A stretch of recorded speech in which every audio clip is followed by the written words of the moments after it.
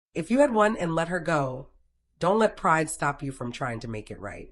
And if you're still searching, don't give up. Because in this final stretch of life, you don't need perfection. You just need someone who chooses to stay every single day.